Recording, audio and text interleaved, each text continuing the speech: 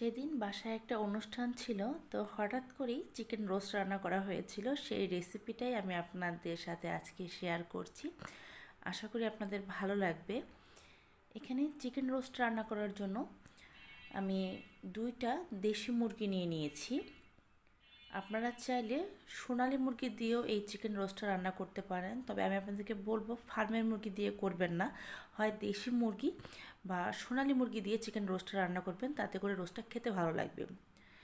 এই মুরগির পিসগুলোকে আমি রোস্টের মতো করে কেটে নিয়েছি, 4 পিস করে কেটে নিয়েছি। কড়াইতে সাদা তেল দিয়ে তারপরে রোস্টের পিসগুলো আমি এগুলোকে হালকা ভেজে নিচ্ছি।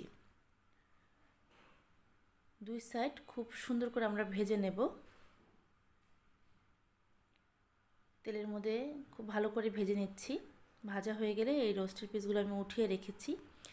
এখন আমি কড়াইতে তেল দিয়ে এখানে দিয়ে দিয়েছি পেঁয়াজ কুচি। আমি প্রায় 2 কাপের মতো পেঁয়াজ কুচি এখানে দিয়ে দিয়েছি, আর দিয়ে দিয়েছি একটা মশলা।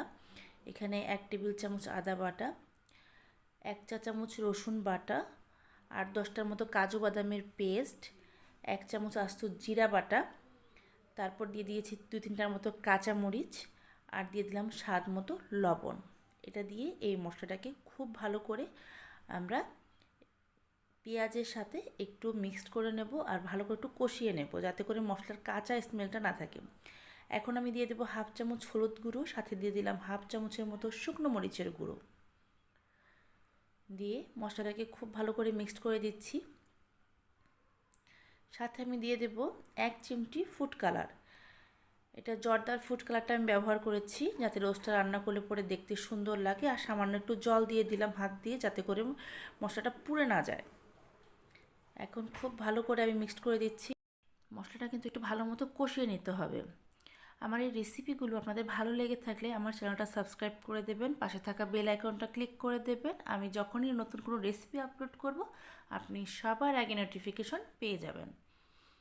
দেখুন, আমি কিন্তু মশলার সাথে পেঁয়াজটাকে খুব ভালো করে কষিয়ে নিচ্ছি। আর পেঁয়াজটা কিন্তু খুব বেশিক্ষণ ভাজবেন না, তাতে কিন্তু পেঁয়াজটা একদম গলে যাবে, এদিকটা খেয়াল রাখতে হবে।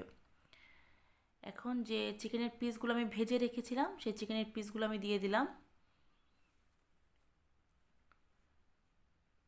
চিকেনটা দিয়ে এই মশলার সাথে খুব ভালো করে আমরা মিক্সড করে দেব। যেহেতু এটার মধ্যে আমি কাজু বাদাম একটু বেশি করে দিয়েছি, তাই নিচে লেগে যেতে পারে, তাই এটাকে চামচ দিয়ে খুব ভালো করে মিক্সড করে দিতে হবে। বারবার নিচে থেকে এভাবে মিক্সড করে দেবেন, যাতে নিচে লেগে না যায়। আর পেঁয়াজটা আমি হাত দিয়ে একটু দেখিয়ে দিচ্ছি, দেখুন চামচ দিয়ে, যাতে করে পেঁয়াজগুলো কিন্তু একদম গলে না যায়, সেদিকটা খেয়াল রাখবেন। একবারে গলে গলে কিন্তু এটা খেতে ভালো লাগে না। আমার কাছে একটু পেঁয়াজটা আস্তে আস্তে থাকলে ভালো লাগে। নরম হয়ে যাবে, কিন্তু একবারে পেঁয়াজগুলো গলে যাবে না। আমি এখানে আর একটু ফুড কালার দিয়ে দিচ্ছি, কারণ আমার মনে হচ্ছে যে ফুড কালারটা একটু কম হয়েছে। আর 1 চিমটি আমি ফুড কালার দিয়ে দিলাম, কারণ চিকেনের পিসগুলো একটু কালারিং থাকলে পরে সুন্দর লাগবে। একটু লাল কালার হয়ে থাকলে আমার কাছে বেশি ভালো লাগে। আপনারা না চাইলে ফুড কালারটা স্কিপ করে দিলেও কোনো সমস্যা নেই।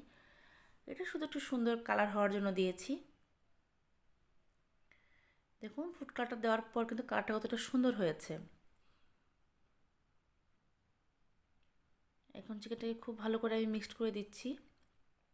এটাকে কিন্তু খুব ভালো করে আপনারা একটু কষিয়ে নেবেন। এখানে আমি এক্সট্রা কোনো মশলা অ্যাড করিনি। আপনারা অনেকে রোস্টের মশলা অ্যাড করতে পারেন, কিন্তু আমি দেইনি। একটু সাদা সাদা থাকলে পরে কালারটা দেখতে সুন্দর লাগে, এই জন্য। খুব সিম্পল একটা রেসিপি, কিন্তু খেতে কিন্তু ভীষণ ভালো লাগে। স্পেশালি আমার বাসার সবাই এই রেসিপিটা খুব পছন্দ করে।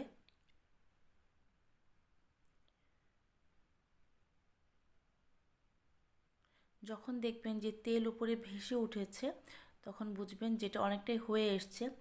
আমি কিন্তু এই চিকেনে এক্সট্রা কোনো ঝোল দেইনি, কারণ আমি মুরগিগুলোকে আগে খুব ভালো করে ভেজে নিয়েছি, তারপর অনেকক্ষণ কষিয়ে সামান্য জল দিয়ে এটাকে খুব ভালো করে কষিয়ে নিয়েছি। এই জন্য এক্সট্রা কোনো আর ঝোল দেবো না, যাতে করে মাংসগুলো একদম গলে যাবে।